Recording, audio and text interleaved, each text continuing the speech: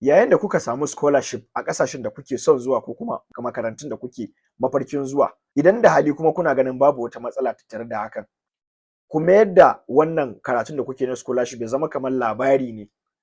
ne na rayuwa yayin da kuke neman wani digiri, labari ne na rayuwa yayin da kuke neman digirin farko ko digiri na biyu ko digiri na uku.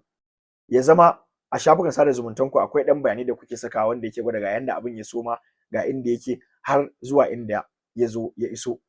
Hakan zai taimaka wajen ku gina fahimtar mutane musamman daga yankunanku, musamman mutane waɗanda ba su san ma meye scholarship yake nufi ba, su samu fahimtar akan ga fa yanayin da scholarship yake, kuma scholarship ɗin nan su fahimta cewa in an samu fa ba wai abu bane kawai idan ka samu kawai shikenan sama jannati kawai ba wani matsala, a'a su sani cewa wani lokaci ana iya samun ƙalubale ma yayin da ake karatu, amma kuma sai a zo a magance su a hankali har abu ya zo ya kankama a zo a samu digiri ɗinka in dai da hali kuma kuna ganin cewa ba wani matsala bane. Yayin da kuka samu scholarship kuke yin karatu ya zama kuna ɗan bada kamar tarihi ko labarin rayuwa a yanda yake kasancewa yayin da ake karatu da scholarship a jami'o'i mafiya tasiri a duniya, domin da dama daga cikin jama'a suna so su koyi wannan abun, suna so su ɗauki darasi daga abubuwa da suke wakana yayin da ake karatu ƙarƙashin scholarship.